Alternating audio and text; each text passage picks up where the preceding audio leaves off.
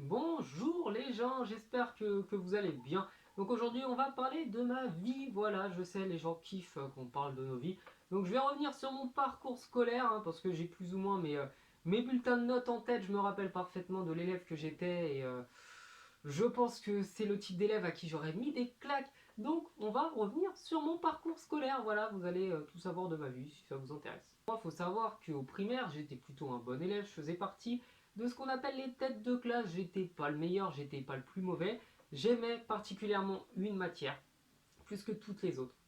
Et oui, vous en doutez pas, c'était les maths. Et mon directeur m'avait dit que je pouvais devenir mathématicien.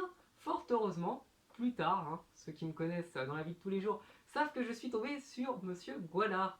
Et que malheureusement, eh bien, ça n'a pas duré très longtemps. Ensuite, je suis parti au collège, donc en 6e. J'avais encore les félicitations au conseil de classe parce que je travaillais bien, parce que j'étais un élève sérieux, appliqué, tout ça. Bref, c'était pas mal. En plus, j'avais vraiment suivi le parcours des intellos. Je m'étais dit, je vais faire allemand parce que c'est les intellos qui font allemand. Donc, moi, je suis un élève intelligent, je vais faire allemand, tout ça, tout ça. Déjà, ailleurs, j'ai rencontré Monsieur Sanos qui a passé 4 ans avec moi. Il se reconnaîtra quand il verra cette vidéo. Donc, avec Sanos, on était limite en concours pour savoir qui était le meilleur. Bon, lui, il m'a éclaté derrière. Mais franchement, en maths, des bêtes de notes. En histoire, je travaillais bien, j'étais sérieux partout. Puis est arrivé la calamité, la cinquième, donc je vais vous en parler tout de suite. Cinquième, j'ai découvert deux choses. Une, que je pouvais m'en sortir sans travailler à l'école, et de deux, que Dofus existait. Donc oui, je me butais. Et donc, avec, je crois que c'était Guillaume et Jean-Albert, je me rappelle de leur nom, on se butait à Dofus, on était des abrutis finis, parce que je pense qu'on était des abrutis finis à ce moment-là, et j'ai arrêté de travailler, j'ai arrêté d'écouter en cours, j'ai arrêté de suivre les cours de maths, notamment. J'ai arrêté d'écouter en allemand. Du coup, quand vous n'écoutez pas pendant un an en allemand, derrière, vous ne pouvez pas rattraper le retard. Mon objectif, c'était la moyenne. Les félicitations, j'ai oublié. J'avais que les encouragements ou alors j'avais rien du tout. Et après, quatrième, troisième, l'apothéose. On m'a rajouté l'anglais. Ah, ça, la bonne idée. Oh, la bonne idée. Oh, la bonne idée, l'anglais. Quelle bonne idée. J'étais arrivé à un point où je ne comprenais même pas les questions et je ne savais pas écrire la date en anglais ni compter l'heure. Donc bon, autant vous dire que l'anglais, j'avais abandonné l'idée, c'était hors sujet. L'allemand, j'avais abandonné. Alors les mathématiques, on m'a rajouté des trucs que je comprenais pas et que je comprends toujours pas. Donc j'ai nagé, voilà. Je me tournais à 10, 11 de moyenne, je crois. Les profs disaient que je faisais pas d'efforts, que j'étais capable de mieux faire, mais que c'était pas sérieux de ma part, blablabla. Je m'en foutais, vraiment, mais je m'en foutais, mais d'une violence. Par contre, en troisième, j'ai quand même pris une grosse claque dans la tête. En troisième, je continue sur ma lancée, ça fait 3 ans que je fous rien, autant continuer. Sauf qu'au conseil de classe, les profs m'ont parlé de redoublement. Vous savez, ce genre de mot qui, lorsque vous étiez un bon élève en sixième et que vous vous sentiez intouchable, vous met mal en fait, vous rentrez pas bien quand même. Et du coup, je me suis retrouvé au brevet avec, je crois à l'époque, ça marchait comme ça, 50 points de retard. Ça voulait dire qu'il fallait absolument que j'ai la moyenne dans toutes les matières, sauf que j'avais pas la moyenne dans toutes les matières.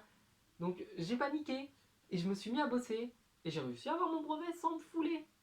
Mais après, je suis rentré en seconde. Et là, croyez-moi, quand vous êtes un guignol en troisième, la seconde générale, c'est le top du top. Du coup, en seconde générale, je quitte mon collège, je quitte Malakoff, je pars à Montrouge, lycée Maurice Genevoix, et là, j'ai découvert un monde totalement à part. Vous aviez des surdoués et des pas surdoués. Vous aviez des gens qui venaient travailler, et vous aviez des gens comme moi, qui venaient pas du tout travailler. Donc là, j'ai passé toute la seconde à ne pas avoir la moyenne dans aucune matière. Vraiment, je crois que j'ai dû avoir la moyenne peut-être juste en italien, et encore, je suis même pas sûr. Donc je ne foutais rien. Je venais en cours de maths notamment pour discuter avec mes potes. Et par exemple, dans toutes les salles de cours, vous avez les tables et en direction du tableau les chaises. Mais en fait, moi, je prenais ma chaise et je la mettais en direction du mur de derrière pour parler avec mes potes. Donc je crois que dans le lot, il devait y avoir Janine, Jonathan, Adrien et je crois Tom. Donc c'était les 4 avec qui je parlais tout le temps. Et en gros, quand je venais en cours, je venais discuter, le prof me virait, il m'a un jour tapé avec son livre sur la tête et je passais mon temps à ne rien foutre, clairement. Et du coup, Là encore une fois on me parlait de redoublement, hein, parce que là j'y avais échappé en troisième, mais j'allais pas y échapper en seconde, et au dernier trimestre de seconde je me suis mis à travailler, je me suis mis à être sérieux, mais pas dans toutes les matières, donc en SES, en français, en histoire, j'essayais d'être appliqué, j'aimais bien ces matières-là. Ça me suffisait pas pour passer en première, les profs me l'ont dit, ils m'ont dit que ces efforts à la fin, bah, c'était pas nécessaire et que ça ne suffirait pas, et ils m'ont parlé de redoublement, et c'est à ce moment-là que j'ai découvert le monde du bac professionnel. Il faut savoir qu'en bac pro commerce, hein, sans dénigrer, mais c'est généralement une sorte malheureusement de classe un peu poubelle, c'est-à-dire qu'on met tous les élèves qui n'ont pas envie de travailler avec les élèves qui ont vraiment envie de faire du commerce. Donc on se retrouve dans des classes assez bizarres où en gros bah, vous avez 5 élèves présents sur 20. Donc les 5 qui veulent travailler viennent à tous les cours, ils sont sérieux, ils sont appliqués, ils essayent d'être assidus. Quand je suis venu de la seconde générale, j'avais à peu près 8 de moyenne générale. Et il faut savoir que quand je suis arrivé en bac pro commerce, sans travailler plus, hein, je travaillais de la même manière qu'au bac général, j'ai tourné à 14 de moyenne générale toute ma scolarité de lycée. Donc on voit vraiment qu'il y a un énorme fossé et qu'un élève plutôt pas bon en bac général va être extrêmement fort généralement en bac professionnel. Donc il faut aussi être sérieux, il y a aussi un certain professionnalisme et une rigueur à avoir, puisqu'il y a des stages obligatoires à faire. Donc moi j'ai fait 4 mois de stage, j'ai fait un mois chez Catimini, un mois chez Léonidas et 2 mois dans une librairie du 11e arrondissement de Paris. Donc on change de monde, on est dans un monde beaucoup plus adulte, beaucoup plus mature. Donc même si les élèves ne viennent pas forcément pour travailler, ce sont des adultes, c'est clairement des hommes et des femmes prêts à vivre en société. Parce que quand je venais de la seconde, bah, il y avait des élèves qui avaient à peu près 13 ans, et là je suis arrivé en bac général, les élèves de ma classe avaient 19-20 ans. Donc on comprend assez aisément que les gens ne viennent pas pour les mêmes raisons, ils viennent vraiment pour prendre un diplôme, pour faire des études supérieures, alors que lorsqu'on est en lycée général, les gens derrière ne veulent pas travailler, ils ne savent pas ce que c'est le travail et ils sont un petit peu perdus, voilà, ils sont un peu encore bébés, alors qu'en bac professionnel, c'est quand même assez mature. Et j'ai d'ailleurs rencontré deux de mes meilleurs amis avec qui j'ai toujours des contacts très régulièrement.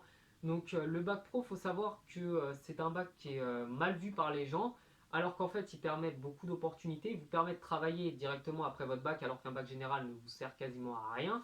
Il vous permet aussi d'accéder aux universités et aux écoles supérieures puisque c'est un baccalauréat. Et il vous permet aussi d'aller étudier à l'étranger, puisque c'est un bac, donc reconnu comme un bac, hein, ce n'est pas un BEP ou un CAP. Et du coup, vous êtes en fait, je pense, plus préparé à travailler et même à poursuivre vos études derrière que quelqu'un qui a eu que le nez dans les bouquins. Et du coup, c'est à ce moment-là que j'ai voulu faire du commerce international, parce que comme vous l'avez compris, il y avait deux passions dans ma vie, les langues et le commerce. Du coup, le commerce international m'offrait l'opportunité de faire les deux en même temps. Donc j'ai voulu la première année faire une alternance. Je n'ai pas trouvé d'alternance, donc c'était PPA, Pôle Paris Alternance, une école qui s'attribue des titres de noblesse sans les avoir et qui n'aide absolument pas les élèves et qui en gros vous demande 6 000 € à l'année. Donc je n'avais pas l'argent pour payer, je n'ai pas eu l'alternance pour m'aider à financer, donc j'ai perdu concrètement une année de ma vie. Ensuite je suis parti en cours par correspondance, donc à l'école qui s'appelle ENACO. Bon, vous n'êtes pas beaucoup encadré en cours par correspondance, donc les professeurs n'ont pas beaucoup de temps non plus, puisqu'ils ont des centaines d'élèves dont ils doivent s'occuper. Donc là, par contre, c'est autonomie à 200%. Si vous ne travaillez pas, il n'y a personne qui va vous tenir par la main, comme dans les écoles. Si vous ne foutez rien, et les profs, ils s'en fichent, parce que de toute manière, ils ne sont pas responsables. Donc c'est seulement vous et votre courage. En plus, comme j'étais en bac en commerce international, je devais faire un stage à l'étranger. J'ai eu des soucis, j'en ai déjà parlé, je crois, en vidéo. Donc ça m'a permis de découvrir d'autres choses, ça m'a permis aussi de devenir mature, de devenir adulte.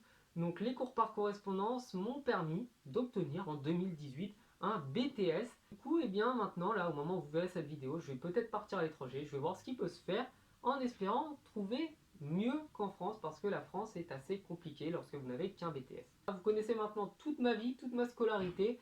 Vous vous rendez compte qu'on peut ne rien faire et quand même avoir un BTS en commerce international, mais il faut se motiver, il faut être appliqué, il faut être assidu. Et du coup, mon conseil pour ceux qui regarderont cette vidéo et qui sont assez jeunes, c'est ne perdez pas espoir si vous n'y arrivez pas au collège et même au lycée, parce que même si vous avez galéré, même si vous avez un vieux diplôme soi-disant qui vous offrira aucune opportunité, il y a toujours moyen de rebondir et il y a toujours moyen de trouver mieux ailleurs. Voilà, je vous souhaite de passer une bonne soirée, bonne fin d'année, parce que je pense que la vidéo va sortir en fin d'année.